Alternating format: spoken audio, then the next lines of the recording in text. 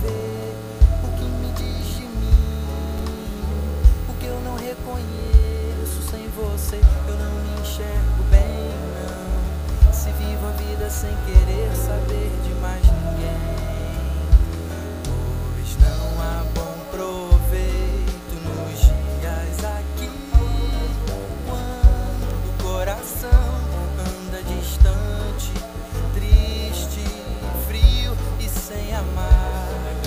Em você eu tenho o que falta em mim, e descubro o que tenho de melhor pra lhe oferecer.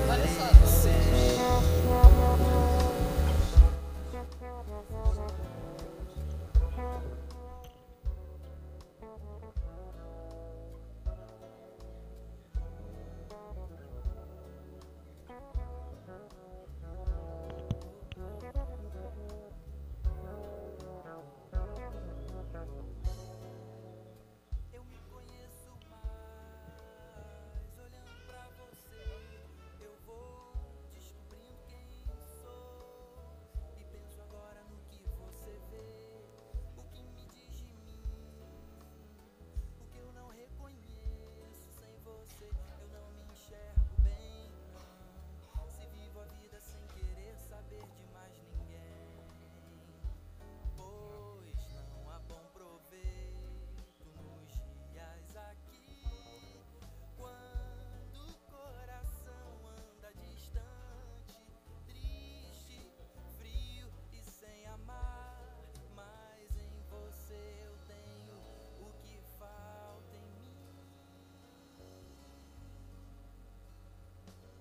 e descubro o que tenho de melhor pra lhe oferecer, pra lhe oferecer, pra lhe oferecer, pra lhe oferecer.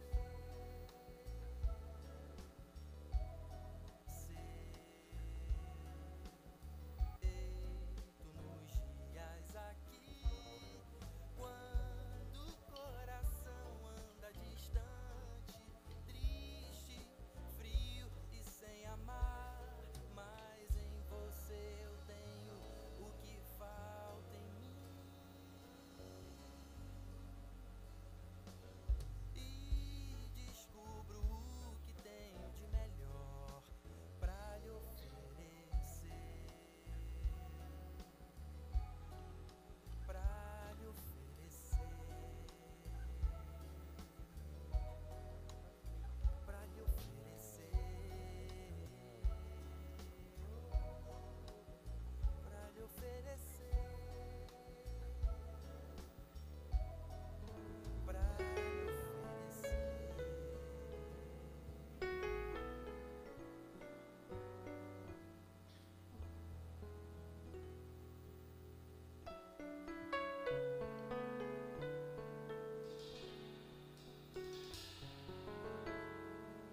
Boa noite. A graça e a paz de Jesus para todos. Tem alguém cansado aí? Só gesticula assim. Tem, é? Tem, né? Foi dia de trabalho, né?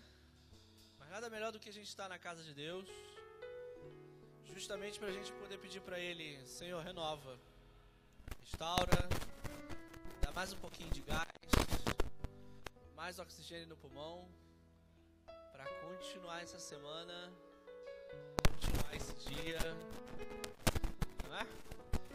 Mas tem uma palavra de Deus aqui para você, em Isaías. O texto diz o seguinte: aos cansados ele dá novas forças e enche de energia os fracos. Até os jovens se cansam e os moços tropeçam e caem. Mas os que confiam no Senhor recebem sempre novas forças. Voam nas alturas como águias, correm e não perdem as forças. Andam e não se cansam. Essa é a esperança para todo aquele que confia no Senhor.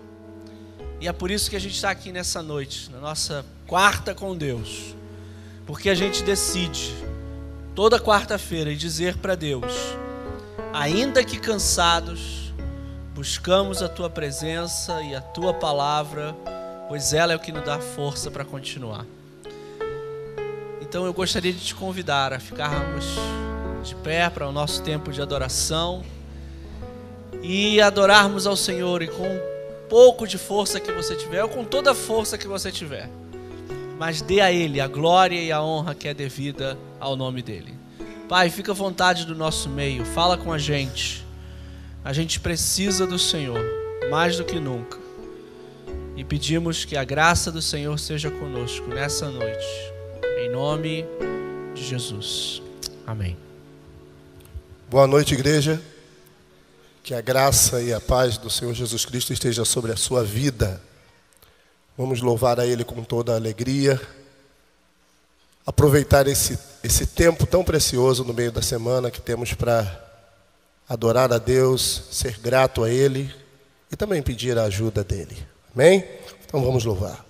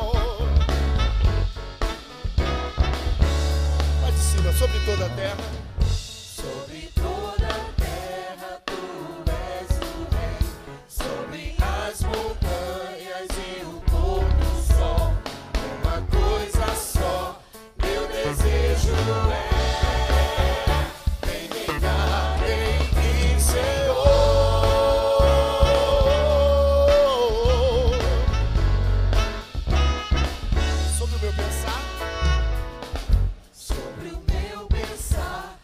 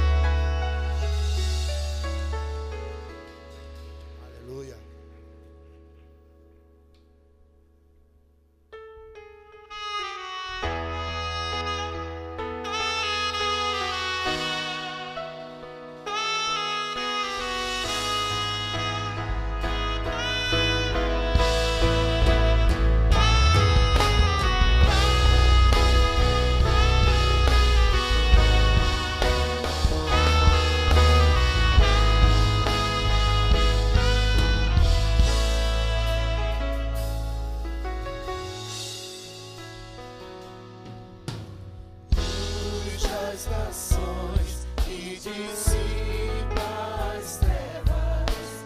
Abre os meus olhos pra ver. Vivo tu és, eu só quero adorar-te. Dar os meus dias pra ti. Erga as suas mãos e diga isso pra ele. Vim para adorar-te. Vim para adorar-te. Vim para prostrar-me. Vim para dizer-te: és meu Deus, totalmente amável, totalmente digno. És maravilhoso para mim.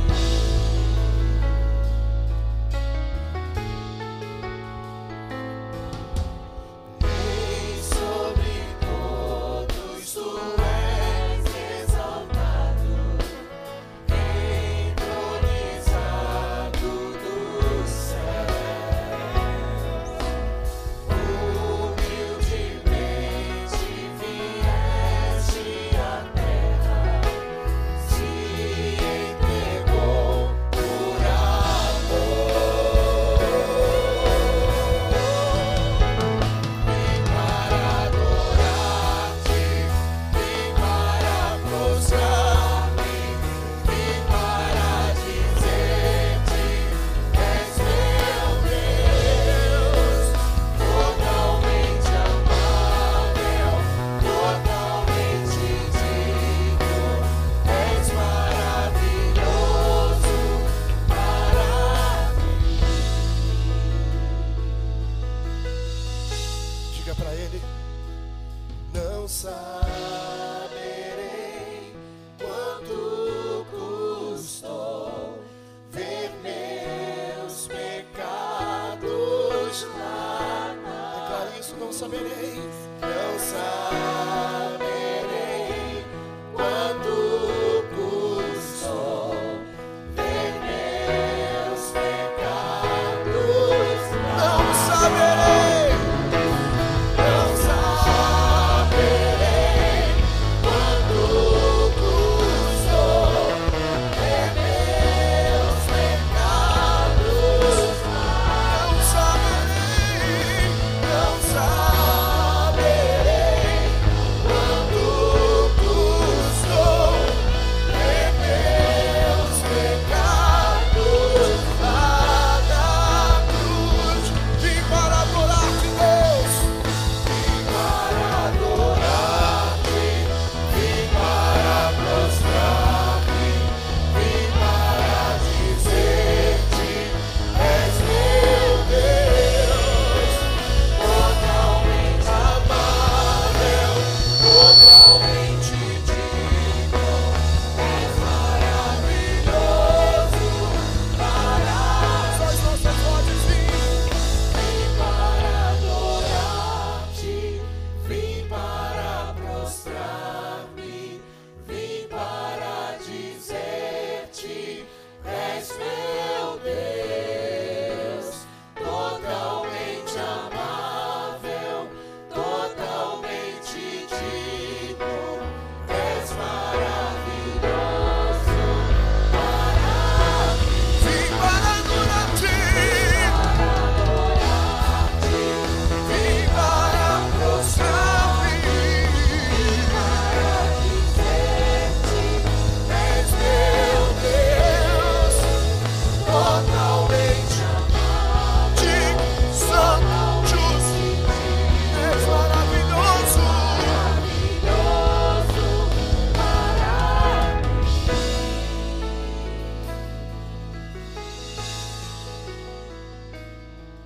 Tu és santo, Deus, incomparáveis, maravilhoso, conselheiro, príncipe da paz, santo, santo. Você pode exaltar ao Senhor com as suas palmas. Aleluia. Aleluia. Aleluia. Você pode sentar, meu irmão e minha irmã.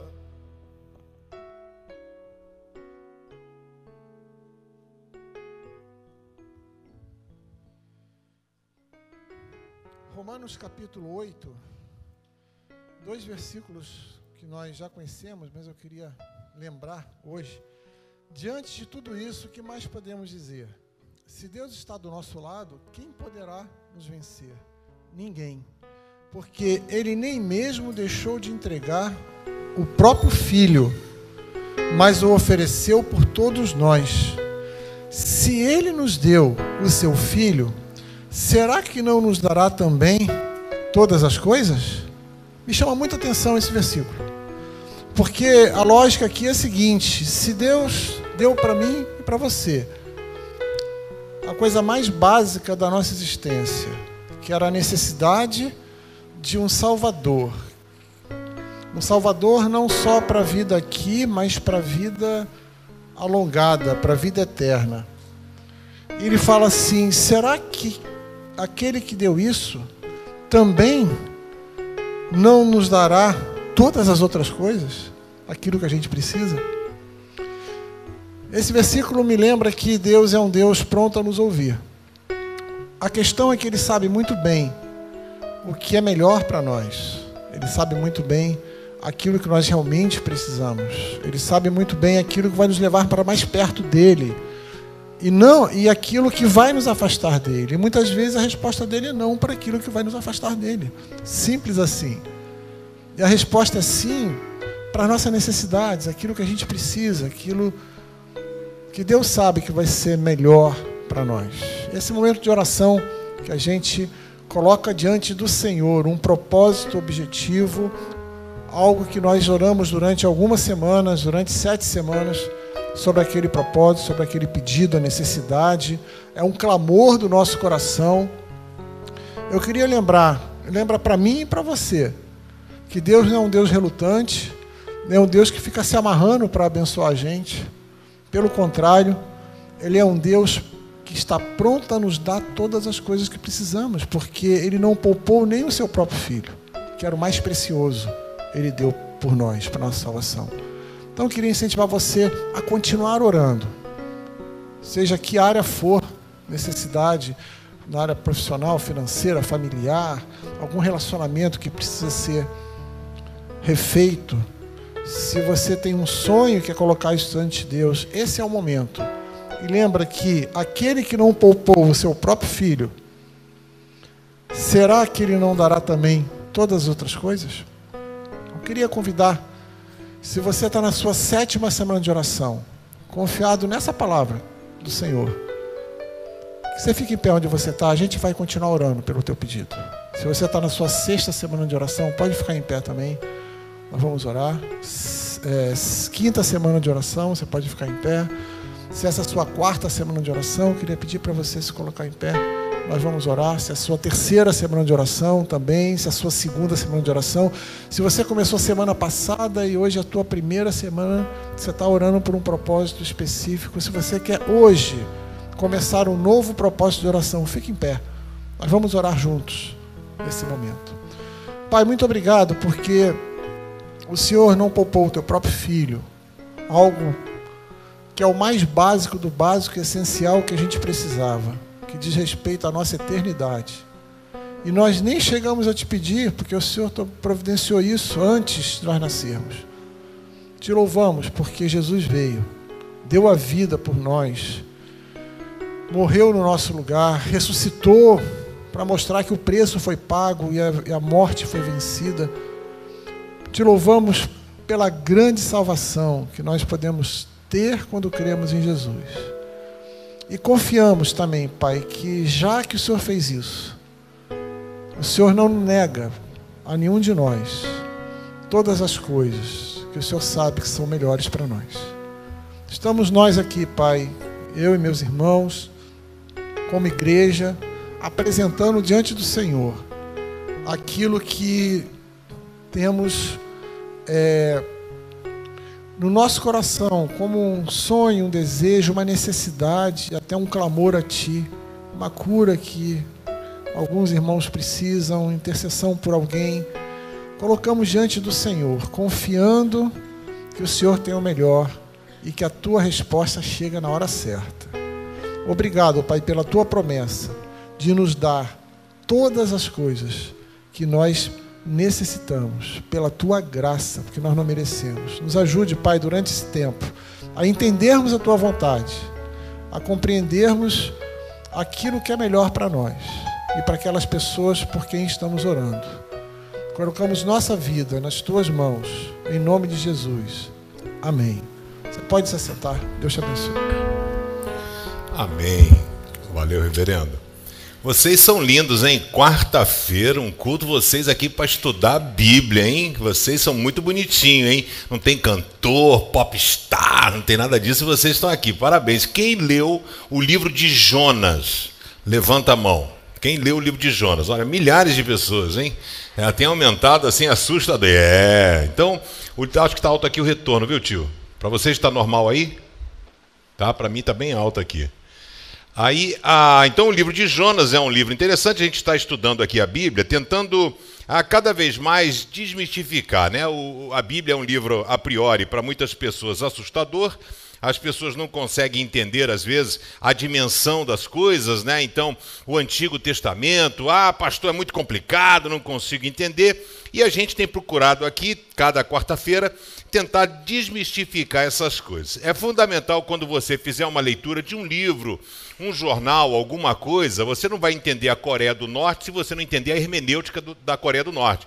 Como foi a situação, como foi a divisão, quem é que governa, qual é o sistema de governo. Você vai ler uma notícia lá do cara lá que é o imperador, o semideus, aquele japonês que é bonitinho, né? A beça ele, né? Parece um chaveiro.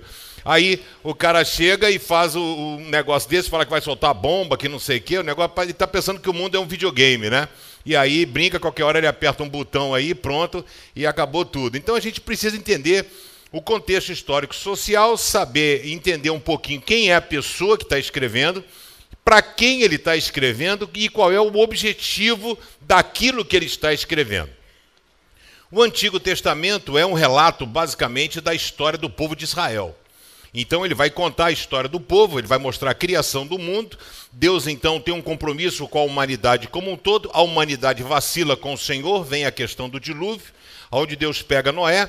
Depois Deus, então, vê que a galera continua perdida, ele, então, escolhe o povo dele e começa o compromisso dele com Abraão. Ali nasce a nação israelita, israelenses, são filhos de Abraão. E aí a coisa vai acontecendo, o povo é levado para o Egito, o Êxodo, que você já viu filme, seriado, novela, né?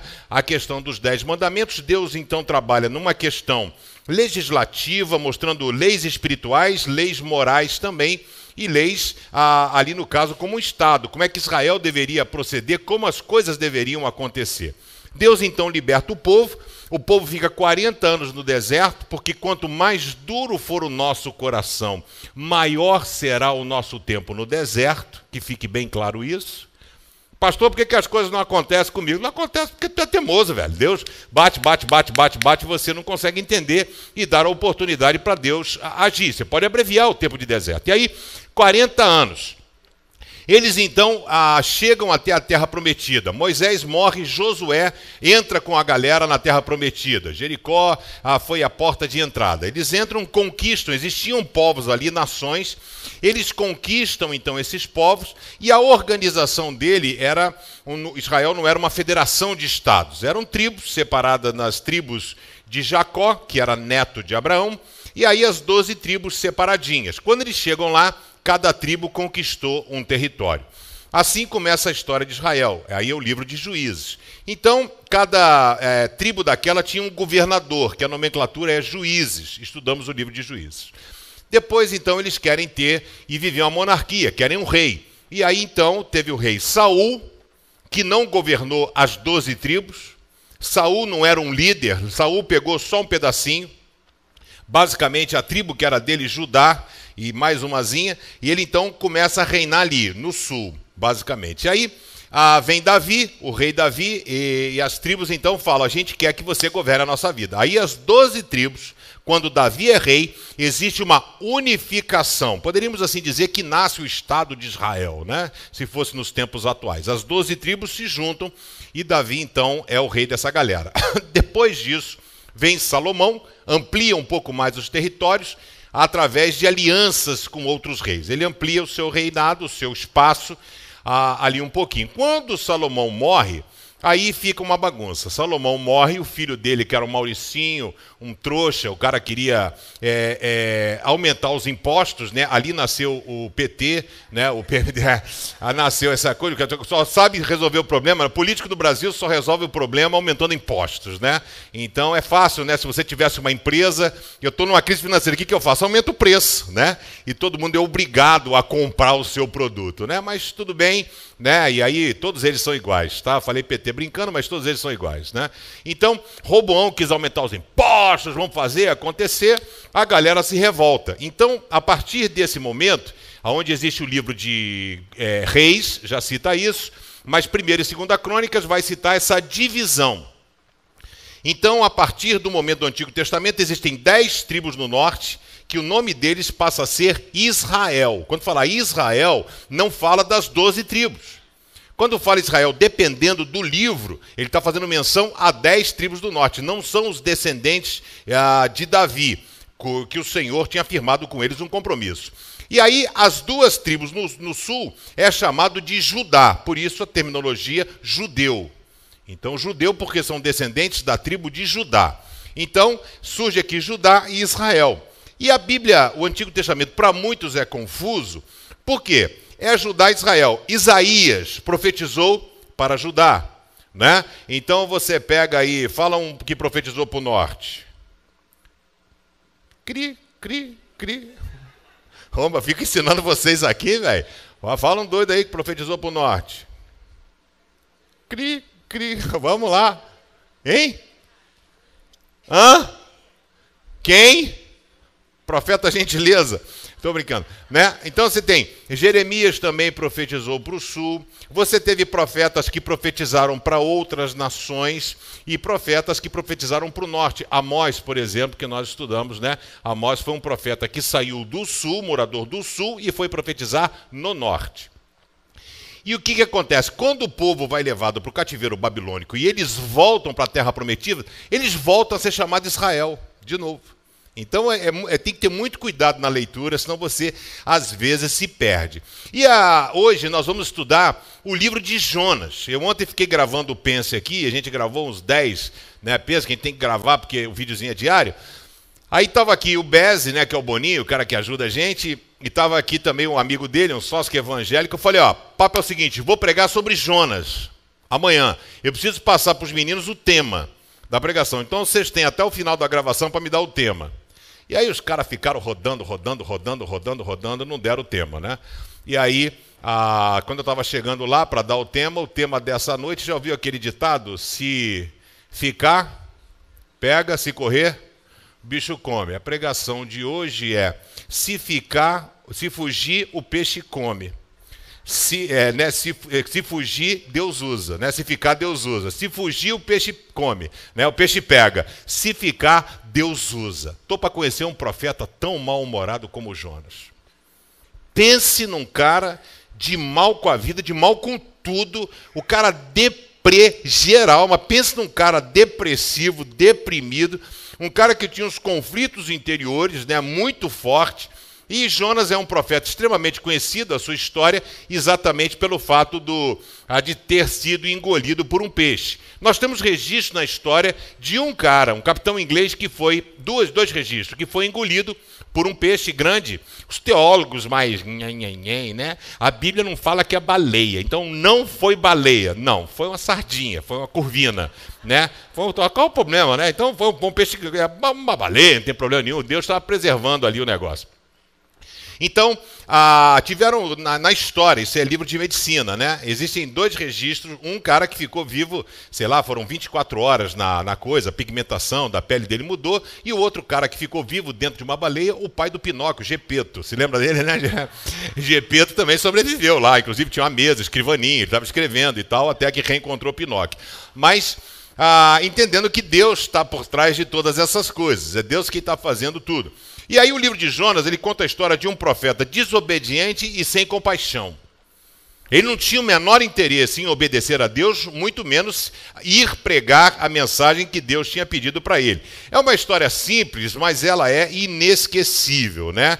No início do livro, o profeta escolhe desobedecer a Deus e põe em risco a vida de muitos marinheiros não judeus. Entenda que, às vezes, o teu pecado traz consequência para as pessoas que estão próximas a você. Né? Não é isso que a gente está vendo no Lava Jato aí? Né? Às vezes a pessoa pega, é a mulher do cara, é o tio, é o irmão, é o coisa, não é isso? Então os filhos do Sérgio Cabral estavam na ausência da mãe, aí precisa porque o pai e a mãe estão presos. Os meninos não tem nada a ver com o que o pai e a mãe fez, mas estão pagando o preço. O pecado tem esse negócio. Mas aí mais tarde, então, ele vai pregar a mensagem para os ninivitas. Então, só para você entender aqui o resumão da história de Jonas, o Senhor chega para ele e fala: Jonas, eu preciso que você vá pregar aos ninivitas que eu vou passar o rodo, eu vou acabar com a cidade. Assim como eu fiz com Sodoma e Gomorra, como eu fiz na época do dilúvio, eu vou acabar. Acabou, minha paciência com eles acabou. E aí Jonas, você sabe de onde Jonas era? Qual localidade que Jonas era? Jonas, ele foi chamado para profetizar Nínive ou Jonas já era um profeta? Pastor Pedrão também é cultura. Jonas, ele era da tribo do norte. Ele era de Israel, as 10 tribos do norte. Ele não foi um cara chamado para fazer, ele já tinha vida com Deus. Ele já era um profeta. Se você pegar a sua Bíblia e abrir a sua Bíblia em 2 Reis 14, 25, você vai encontrar Jonas citado ali. Então, por que Jonas é citado ali? Porque existiram vários Jonas, como tem vários, pessoas que têm um nome parecido. Mas quando você faz a citação, começa Jonas, capítulo 1, verso 1. Então, Jonas, filho de Amitai, cita o pai. Quando cita o pai, significa que esse cara tinha um pedigree, um currículo. Ou seja, ele era filho de um sacerdote ou filho de um profeta. Quando fala fulano, filho de Beltrano, filho de Ciclano, é um cara que tinha um status. Quando fala o nome do profeta tão somente, ele era um cara que Deus chegou e sacou ele para fazer alguma coisa ali. Em 2 Reis 14, 25, ele foi um profeta em Israel, e a datação do livro, ele pega o período de Jeroboão II, já mais para o final da história da tribo de Israel. O texto diz assim: Jeroboão II conquistou de novo todo o território que havia sido de Israel, desde a subida de Ramate no norte até o Mar Morto no sul. O Senhor, o Deus de Israel, havia prometido isso por meio do seu servo, o profeta Jonas, filho de Amitai, que era de Gate-Hefer. Então Jonas era um profeta que já tinha tido intimidade com Deus, Deus já tinha falado com ele, para ele profetizar para Israel. Ele profetiza para Israel, ele fala aquilo que Deus, que entenda o seguinte: profeta não fala o que pensa. Profeta que fala o que pensa é farsante, é falsário. Profeta fala aquilo que Deus manda falar. Então, quando você lê o Antigo Testamento, a palavra mais usada é assim diz o Senhor. Não sou eu, não. Quem está dizendo é o Senhor. Então, Jonas já tinha tido essa experiência. Deus falou, vai e fala para Jeroboão que ele vai conquistar. E Jonas fala que ia, e aqui está citando que a promessa de Deus se cumpriu neste período. Deus, então, pega Jonas, que já era um profeta, já tinha intimidade, e fala: Jonas, vem cá, eu quero que você vá pregar em Nínive. Nínive hoje fica dentro do Iraque. Dentro do Iraque. Ele fica no norte do Iraque. O nome da cidade hoje é Mossul. Sabe onde o Estado Islâmico está destruindo as antiguidades, etc? Mossul. É um estado dominado, era dominado pelo Hezbollah e hoje é dominado pelo Estado Islâmico. Mossul é Nínive. Nínive era a capital da Assíria. A Síria foi o império que detonou Israel. E aí Deus pega Jonas e fala: eu quero que você vá falar ao pessoal de Nínive. Jonas faz o quê? Ele foge. Ele vai para Tarsis, ele vai em direção à Espanha, ele vai para o lado oposto. Então, para ir para Nínive não se pegava barco. Nínive é como se fosse Brasília. Não tem litoral. E quando você lê a Bíblia, mas sem a geografia, a impressão que tem é que Nínive era a Barra da Tijuca. O peixe veio, a baleia vomitou Jonas, e Jonas saiu do peixe e já saiu pregando. Eram quase 3.000 quilômetros da onde Jonas foi cuspido até chegar a Nínive. Então Deus foi trabalhando a vida dele e o coraçãozinho dele. E aí o que acontece? Deus fala para ele ir pregar, ele fala, não vou, foge, compra uma passagem, gasta dinheiro e vai para outro buraco. Ele entra num porão, ele já estava depressivo. Ele entra num porão, já não queria papo com nada. Deus então manda uma tempestade, a galera começa a orar, a pedir coisa aos deuses, etc e tal. E aí Jonas está dormindo, ele é acordado, mano, acorda aí que nós vamos morrer. Jonas vai, acorda, pede ao seu Deus, todo mundo orando, que cada cidade, país tinha uma divindade. Eles estão orando aos seus deuses, e o cara fala assim, ora para o teu Deus, que talvez ele nos ajude. E aí Jonas fica quietinho, os caras falam, mano, alguém aqui dentro está com urucubaca. Já ouviu urucubaca, né? Alguém aqui dentro está com urucubaca. E aí vamos descobrir quem é. Como é que é? Ninguém fala nada? Aí eles pegam, jogam a sorte. Pá, cai em quem? Jonas, velho, não adianta fugir. Cai Jonas. Aí fala, mano, é tu. Aí ele chega e fala. Está enquadrado. Ele fala assim, ó, a coisa está acontecendo porque eu desobedeci a Deus. Resolveu o problema, me joga no mar. E o problema acaba. E aí a galera pira, né? Fala assim, cara, os caras tinham um temor a Deus, bacana, né? Que eles ficam assim, rapaz, não vamos jogar esse cara. Eles pedem, meu Deus, me perdoa, oferece sacrifício, que olha, aqui não cai, eu soube a gente, a responder, na hora que joga o cara, que o cara bate no mar, a tempestade para. Isso serve para a gente olhar a nossa vida. A gente está passando, às vezes, tempestade na nossa casa, na nossa família, e a gente está, talvez, muito longe daquilo que Deus mandou a gente fazer. Em vez de obedecer, a gente pode estar fugindo. Então, se liga. Aí, o que acontece? Pega esse lance todo, Jonas vai no peixe, aí ele é levado às profundezas, blá, blá, blá. Lá ele faz uma oração, Jonas capítulo 2. Ele faz uma oração, Deus escuta a oração dele, e aí o peixe, então, bota ele lá numa praia. Ele pega, caminha lá os 3.000 quilômetros, vai até Nínive e faz uma pregação xoxa, uma pregação que não tinha hermenêutica, exegese, homilética, ordem de pregação, didática, não tinha nada. Ele não queria estar lá. Ele chegou e saiu, a cidade de Nínive era uma cidade grande naquela época, que dizia que para você atravessar a cidade toda levava 3 dias caminhando. E Jonas então começa a caminhar dizendo assim, Deus vai detonar vocês, Deus vai acabar com vocês. Era a pregação dele. Ele não convidou ninguém para se arrepender. Ele não disse, ó, galera, Deus está chateado com você, mas se vocês mudarem um pouquinho, pode ser que Deus alivie. Não. Ele só, o recado dele simples e grosso, curto e grosso, ó, Deus vai detonar vocês, Deus vai acabar com vocês, Deus vai, foi a pregação dele. E o que acontece? A galera fica doida, mano. Fala assim, e são tocados pelo Espírito Santo de Deus. E eles, então, se arrependem dos seus pecados, começa uma movimentação. A galera começa a arrepender, isso chega ao ouvido do rei. O rei dá uma ordem, diz, todo mundo tem que usar pano de saco, que era uma forma da pessoa se humilhar. Botava aquela roupa, jogar cinza na cabeça, uma situação de flagelo, de tristeza, e todo mundo tem que se arrepender. E foi o seguinte, ele falou assim, ó, todo mundo vai fazer um jejum, até os animais. Coitado da galinha, da vaca, né? Todo mundo, os caras não tinham nada a ver com isso. Mas ninguém come, nem os animais. Ninguém come nada. Jejum todo mundo, para ver se Deus ouve o nosso clamor. Sabe qual foi o maior avivamento registrado na Bíblia? Não foi entre o povo de Deus, foi Nínive. Nunca um país inteiro parou para buscar a vontade de Deus. Nem nunca um país inteiro se arrependeu dos seus pecados. Tal foi o arrependimento deles que o texto sagrado diz, e Deus se arrependeu de haver destruído Nínive.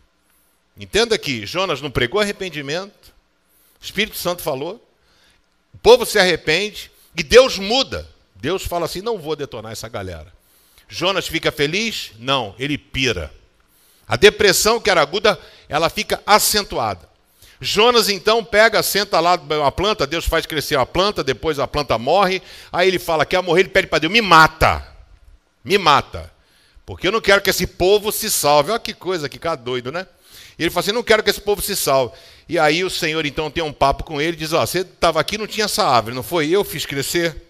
No dia seguinte eu acabei com essa árvore. Então é o seguinte, mano, quem manda nessa bagaça sou eu, quem resolve a parada sou eu, né? Então não cabe a você ficar com esse negócio todo. Então essa história de Jonas, e o que a gente pode aprender, que lições nós podemos aplicar para a nossa vida? Abra sua Bíblia em Jonas capítulo 1, nós vamos ler o verso 3, né? Geralmente as pessoas dão uma ênfase nessa questão da fuga dele, outros dão na questão da baleia, outros falam sobre essa questão da pregação dele em Nínive, alguns falam dessa questão do avivamento, e eu quero aqui, didaticamente, a gente puxar as lições que a gente pode aprender nos 4 capítulos de Jonas. Jonas se aprontou, mas fugiu do Senhor, indo na direção contrária.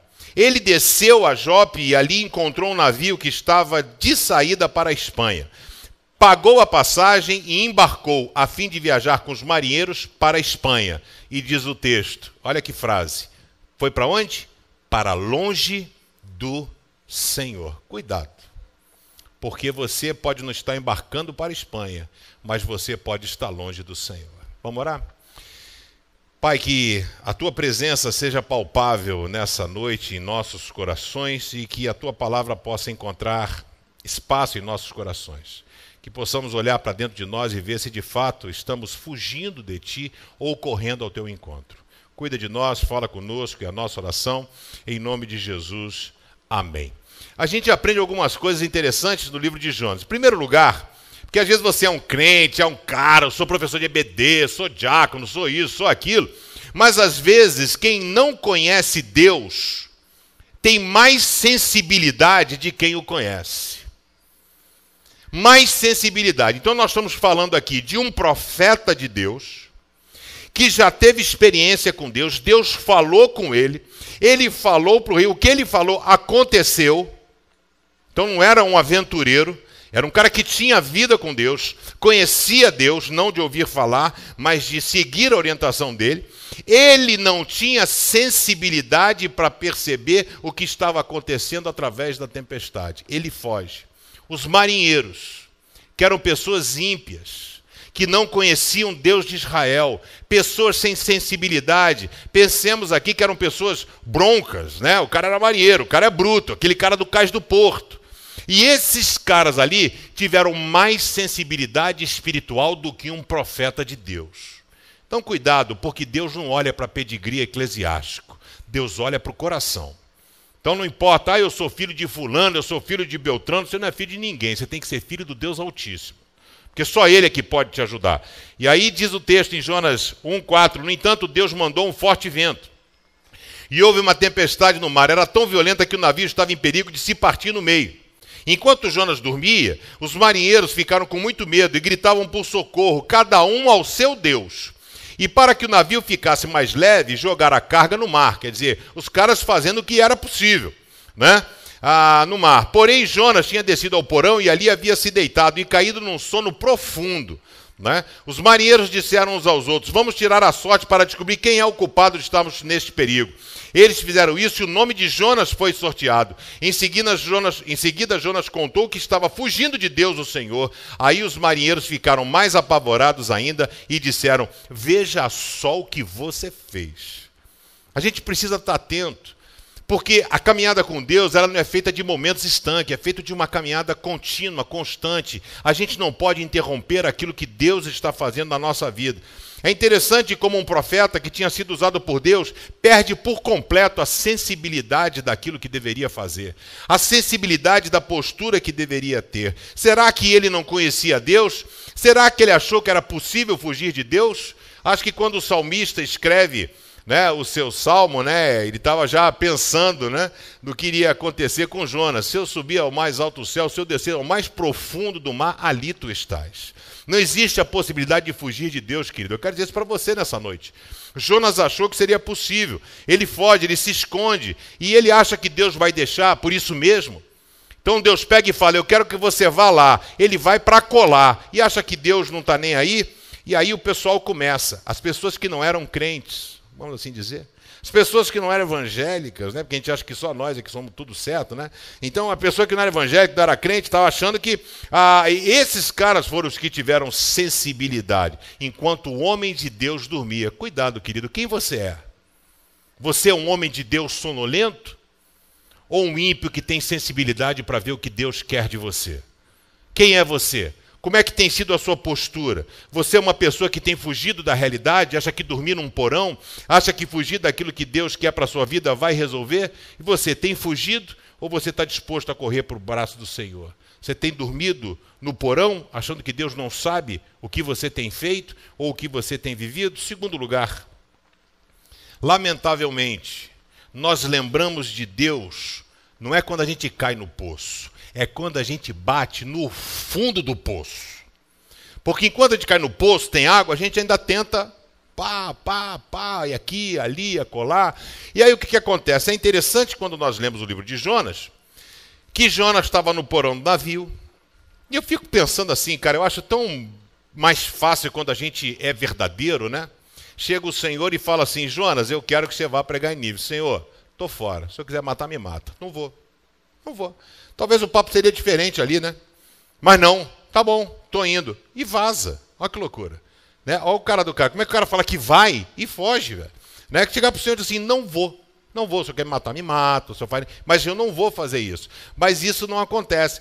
E aí, ele poderia ter se arrependido nesse momento, ele estava no porão, ele poderia ter se ajoelhado, dizendo, Senhor, pequei contra ti, perdoa os meus pecados, eu vou a Nínive, eu vou te obedecer, Senhor. Mas não, o cara não tem sensibilidade quando está no porão, ele não tem sensibilidade quando está na tempestade, ele não tem sensibilidade quando os caras jogam a sorte e ele é culpado, ele somente diz, sou eu, me joga no mar. Então aí joga ele no mar. E aí o que acontece? Olha o que diz o texto em Jonas 2, verso 1. Ali, de dentro do peixe, ou seja, quando ele bateu no fundo do poço, não tinha mais plano B, não tinha como chegar para o peixe, peixe não era, a baleia não era Uber, né? Você vai para onde? Vou para Nínive, me leva até ali, né? Quanto é que é a corrida? Não era um táxi, era um peixe. E aí diz assim, dentro do peixe, Jonas orou ao Senhor, o seu Deus, dizendo, ó Senhor Deus, na minha aflição, clamei por socorro, e tu me respondeste do fundo do mundo dos mortos. Gritei pedindo socorro, e tu ouviste a minha voz. E aí olha o que diz o verso 7. Quando senti que estava morrendo, eu lembrei de ti. Ó que miserável. Não é, cara? Como é que o cara, né? Quando eu estava morrendo, de repente o cara está dentro do peixe, sei lá, a baleia de repente estava cheia de gases, o cara fala assim, vou morrer agora, né? É só aquela muvuca lá, o peixe vai vomitar, vai acontecer alguma coisa, vou morrer. Aí nesse momento ele diz, quando eu senti que estava morrendo, eu lembrei de ti. Rapaz, a sorte dele, a sorte de vocês, é que eu não sou Deus. Que se eu fosse Deus, você ia ouvir um monte de mim. Agora você lembrou de mim? Agora, palhaço. Agora você vai morrer. Só para deixar de ser otário. Falei para você, se você tivesse me obedecido, a sorte de vocês é que eu não sou Deus. Deus é maneiro, né? E aí diz, quando eu senti que estava morrendo, eu lembrei de ti, ó Senhor. E a minha oração chegou a ti, no seu santo templo. Deus é gente boa. Deus é amor. Deus é um Deus que não rejeita um cara podre, um profeta fujão, um cara hipócrita, um cara que diz que vai para um canto, não vai, o cara que mente, o cara que engana, o cara que não quer. E Deus ouve a oração dele. E eu quero dizer, Deus ouve a tua oração também, querido. Deus não esqueceu de você. Deus ouve a sua oração. Mas, lamentavelmente, o que eu quero sugerir a você nessa noite, não precisa bater no fundo do poço. Ora antes, cara. Está no porão? Olha para a sua vida, se arrependa, mude, faça alguma coisa. Então Jonas só se lembra quando as possibilidades acabaram. E por que nós somos iguais a Jonas? Por que a gente não recorre ao Senhor no primeiro momento da crise?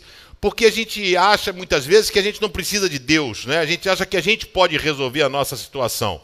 E Jonas diz, quando eu estava morrendo, eu me lembrei de ti. E o Senhor inclinou o ouvido para ele. Reconheça que você errou. Reconheça que você, às vezes, tem sido um filho rebelde, desobediente a Deus. Você tem se lembrado de Deus? Em que momento você se lembra de Deus? Você se lembra de Deus quando você é abençoado, quando você fecha aquele negócio, entra aquele dinheiro na tua conta, quando você está feliz? É nesse momento que você lembra de Deus? Ou você lembra de Deus quando você está chegando ao mundo dos mortos?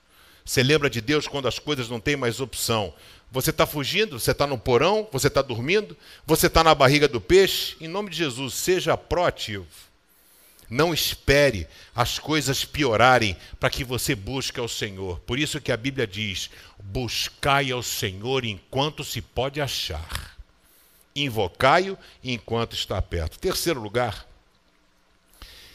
Deus tem uma paciência enorme. E Deus sempre precisa repetir para a gente, então, obedecer. Interessante, né, que tem pessoas na Bíblia, e me fascina muito isso, e eu procuro ver se eu consigo ter essa mesma sensibilidade, quando Deus chega para Abraão e diz, Abraão, sai da tua parentela que eu vou fazer de você uma grande nação, blá, blá, blá, blá, blá, blá, blá. Diz o texto, na manhã seguinte, Abraão foi. Deus chega para Abraão e fala assim, Abraão, agora eu quero que você ofereça o teu filho Isaque, que você sacrifique ele para mim. Na manhã seguinte.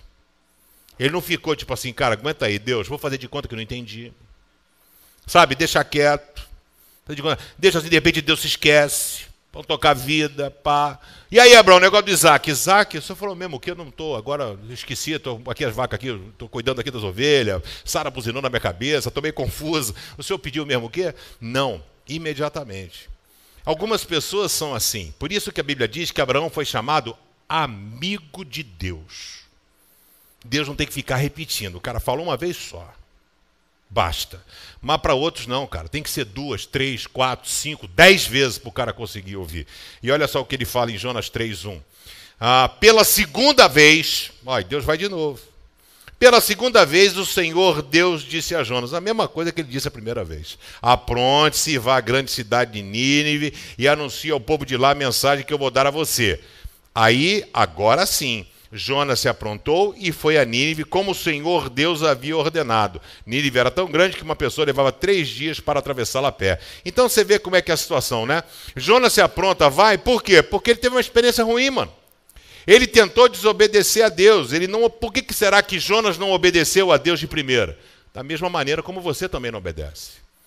Porque o nosso coração é enganoso. A gente acha que nós somos Deus da nossa própria vida, até que a gente quebra a cara. Aí a gente vê que a gente não é ninguém e que a gente precisa de Deus. É por isso que falar no amor ou na dor, mais na dor do que no amor, é porque a gente fica sensível. É porque as nossas forças se esvaem. Nós não temos mais plano A, plano B, plano C, plano D, acabou tudo que é plano. Aí só existem os planos de Deus para a nossa vida. E aí Deus falou com Jonas e Jonas ignorou. E aí agora sim ele decide obedecer a Deus. Quero dizer para você, em nome de Jesus, não seja teimoso. Não seja desobediente. Quem perde é você. Deus tem o melhor para dar para você. Deus quer te dar paz, amor, alegria, mansidão, domínio próprio. A lista está lá, em Gálatas 5:22, está lá. É o fruto do Espírito. A relação de 9 itens que não dá para comprar na prateleira, nem você conseguir autoconquistar isso. É um presente que Deus te dá. Quando a gente escolhe obedecer a Deus, esteja pronto e atento a tudo aquilo que Deus tem falado com você. Entenda que obedecer a Deus sempre é a melhor opção. Se quisera eu que fosse a única opção a gente obedecer a Deus. Quantas vezes Deus precisa falar com você para que você o obedeça? Quantas vezes Deus tem que mostrar para você o que Ele quer para a sua vida? Quarto lugar, Deus fala mesmo quando o homem não fala.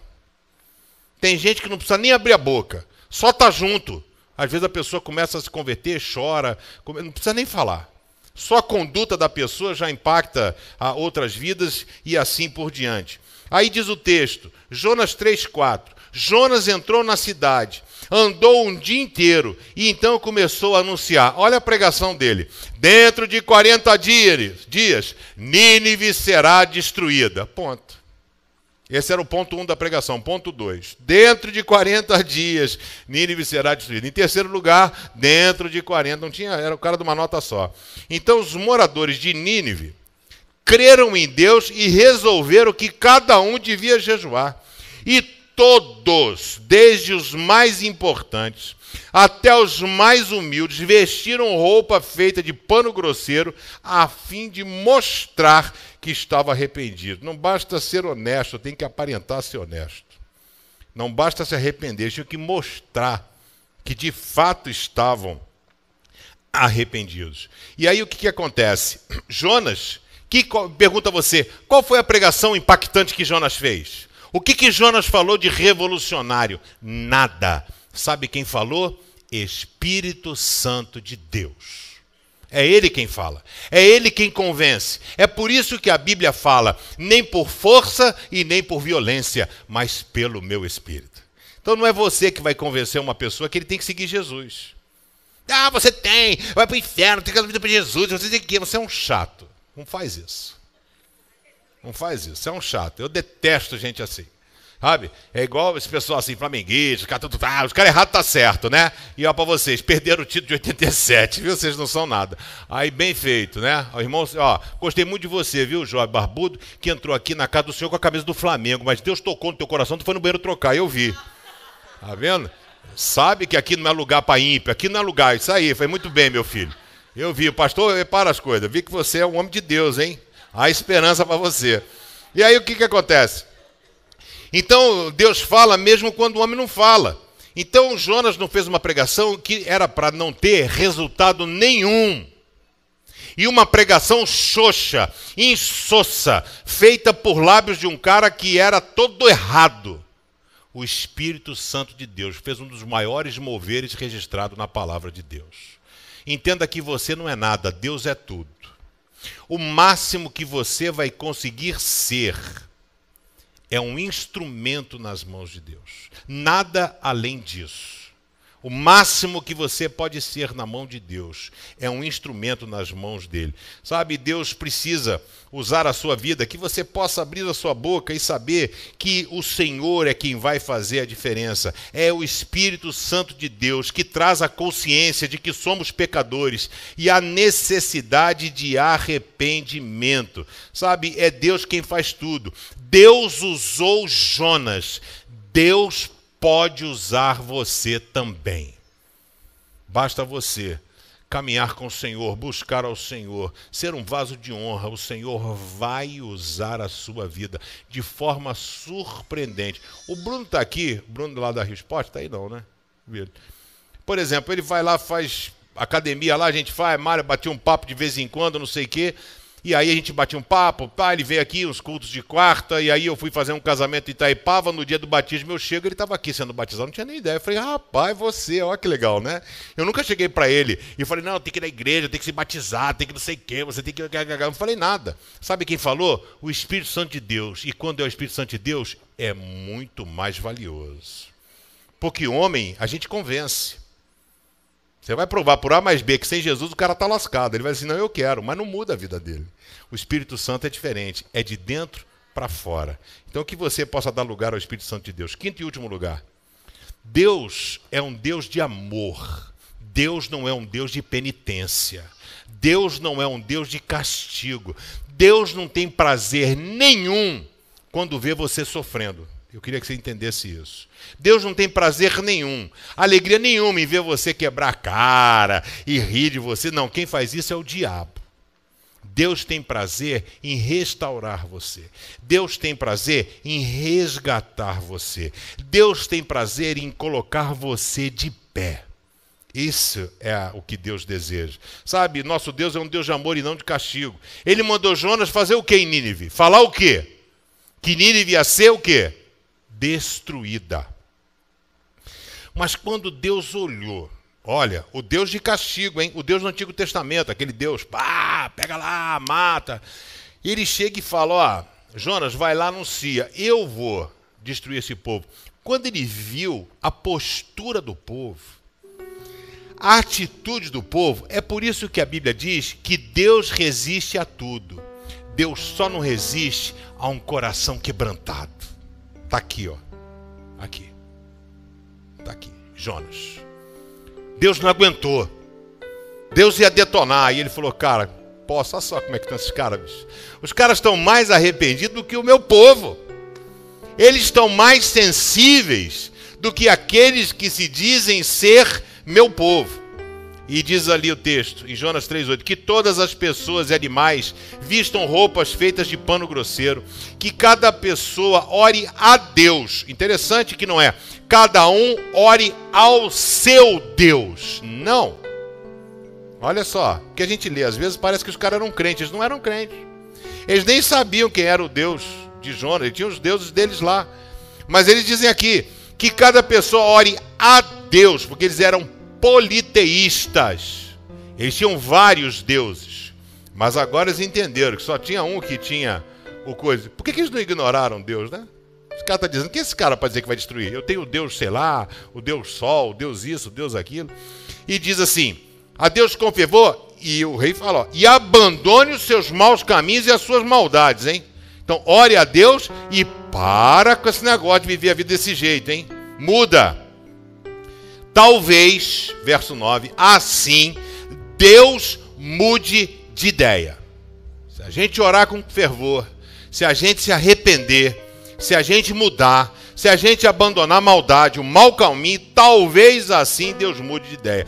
Talvez o seu furor passe e assim não morreremos. Olha o verso 10, que coisa linda. Deus viu o que eles fizeram.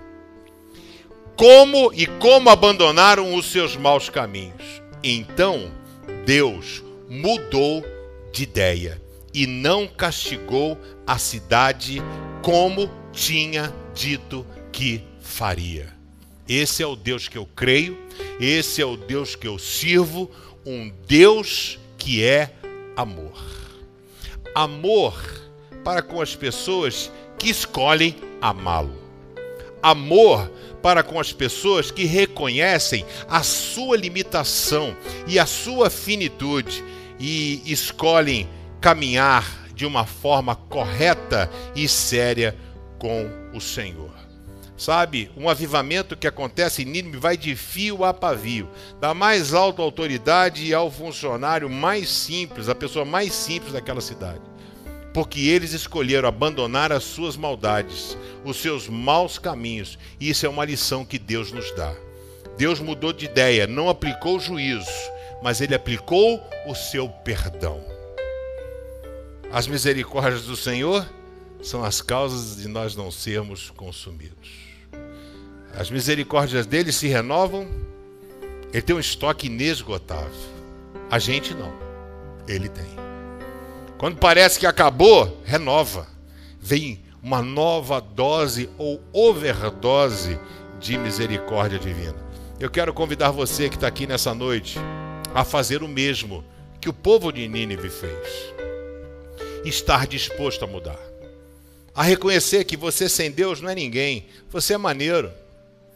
Mas você precisa que o Senhor governe a sua vida. Talvez alguma coisa você precise mudar, se arrepender, entregar para o Senhor. Talvez você precise abandonar os seus maus caminhos. Lembre-se que Deus é um Deus de amor. Deus não tem prazer nenhum em ver você sofrer. Deus existe para tirar você do sofrimento. Ele diz, a mão do Senhor não está encolhida, nem os seus ouvidos surdos que não possam ouvir, ou que não possa te socorrer. Mas não depende de Deus, depende de você. Se o povo de Nínive tivesse com o coração duro, será que Deus mudaria de ideia? Não. Mas Deus não resistiu ao coração quebrantado. Deus não vai resistir se você hoje estiver disposto a experimentar uma grande mudança na sua vida. Eu queria orar com você. Feche seus olhos, abaixe a sua cabeça. Lembre-se de Deus hoje. Não precisa bater no fundo do poço. Não precisa lembrar de ti, Senhor, agora que eu estou aqui sem plano A, B, C ou D. Sabe, não espere que Deus precise ficar repetindo o que você precisa fazer. Faça hoje. Porque Deus hoje, Ele é um Deus de amor e Ele quer resgatar você e caminhar com você diante das adversidades da vida. Eu queria muito orar por você. A você que reconhece que é uma pessoa que carece da graça de Deus.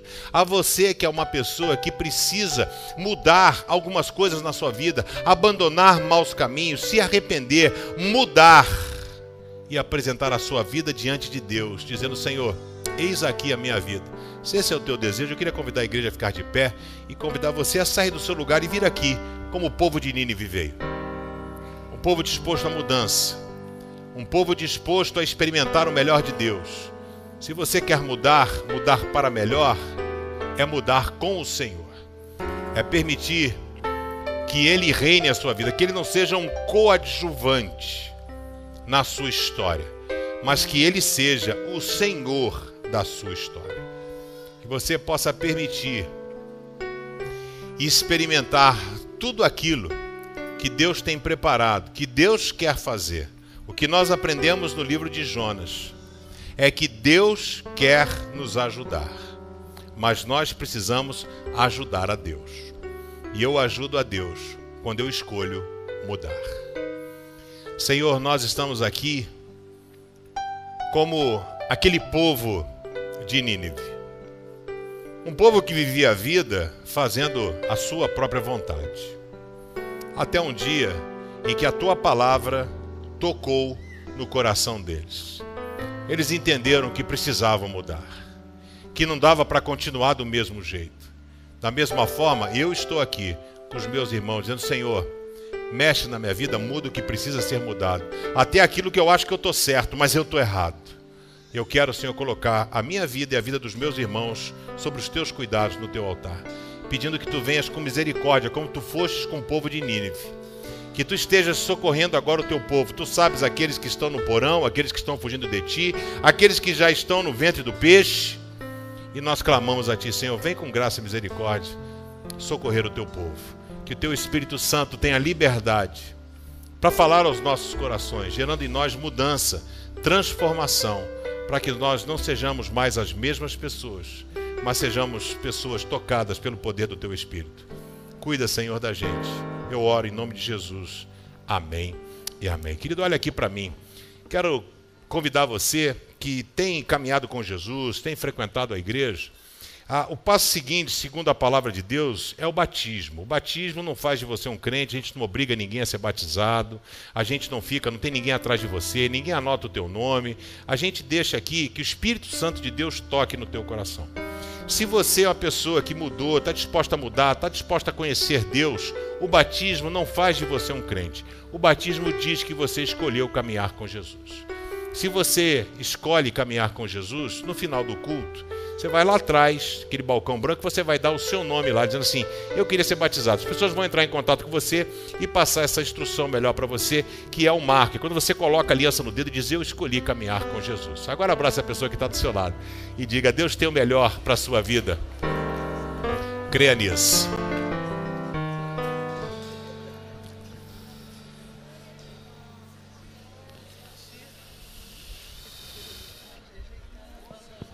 Enquanto você volta para o seu lugar, quero convidar você a estar participando dos cultos da igreja. Temos culto quarta-feira, aqui, né, estudando sempre um livro da Bíblia, domingo pela manhã. Vamos encerrar o estudo do livro de 2 Timóteo, estudamos 1ª e agora 2 Timóteo. Vamos concluir nesse domingo. Você está convidado a estar conosco domingo também, sempre à noite, uma pregação sobre a atualidade, essas coisas todas no nosso dia a dia, desafiando você a aprender e melhorar a sua caminhada com Deus. Enquanto nós cantamos, você vai poder entregar o seu dízimo, a sua oferta. Existem envelopes à frente da sua cadeira. Tudo que é colocado nessa cesta aqui é para ajudar o pagamento do nosso imóvel lá e expansão da igreja. A gente está querendo mudar algumas coisas ali. A expansão não é só o pagamento do templo.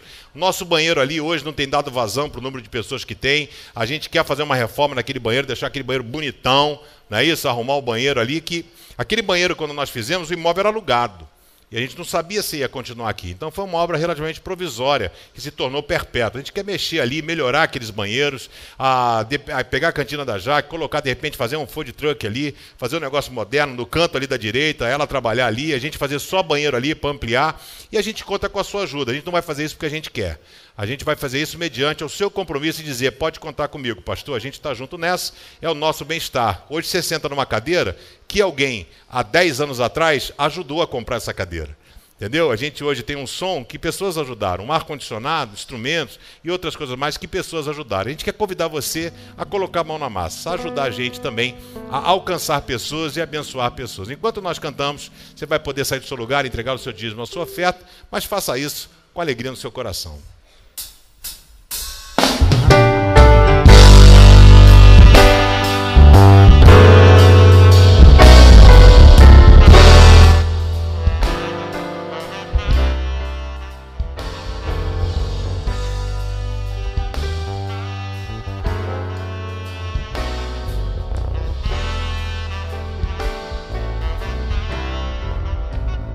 Eis-me aqui outra vez diante de ti, abro meu coração, meu clamor, tu escutas, fazes cair as barreiras em mim, és fiel, Senhor, e dizes palavras de amor, esperanças sem fim, ao sentir o teu toque, tua bondade libertas meu ser do calor deste lugar. Eu venho me derramar, dizer que te amo, me derramar, dizer que preciso, me derramar, dizer que sou grato, me derramar, dizer que és formoso. Dê a mão à pessoa que está do seu lado, que Deus possa abençoar a sua vida e que no curso dessa semana você possa perceber que vale a pena obedecer ao Senhor, viu? Vale a pena obedecer ao Senhor. Para com essa bagaça de ter que ir pro porão, para a barriga do peixe. Vamos resolver esse negócio antes, né? Não deixa a vaca ir pro brejo, antes dela chegar no brejo. Que você possa saber que Deus ama você e Ele quer te ajudar. Amém? Senhor, muito obrigado, Deus, pela alegria da salvação em Cristo Jesus. E nós estamos aqui para dizer muito obrigado, Senhor, porque Tu és um Deus amoroso, um Deus misericordioso, um Deus cuja mão está estendida e os ouvidos inclinados a ouvir o clamor do Teu povo. Que a gente tenha consciência de que não vale a pena ser um cristão nominal, mas que a gente possa, de fato, mudar a nossa forma de viver. E entendemos que essa mudança não vai acontecer por vontade própria, força pessoal, pensamento positivo. Ela vai acontecer graças à intervenção do Teu Espírito Santo, o qual pedimos agora que venha intervir nas nossas vidas, trazendo-nos a consciência daquilo que temos feito que porventura esteja em desagrado com a Tua vontade. Dá-nos, Senhor, um restante de semana abençoado, lotado e dotado da Tua presença. Leva-nos em paz de volta aos nossos lares, cuidados e guardados pela Tua santa e divina proteção. Que a graça e a paz do nosso Senhor e Salvador Jesus Cristo, o amor de Deus Pai, a comunhão, a consolação, a alegria do Espírito Santo esteja invadindo a tua casa, a tua vida, a tua família. Esta igreja do Senhor e todas as igrejas de Jesus espalhadas sobre a face da terra hoje e para todo sempre. Amém e amém. Querido, dê um abraço da pessoa que está do seu lado. Diga: Deus abençoe a sua vida em nome de Jesus.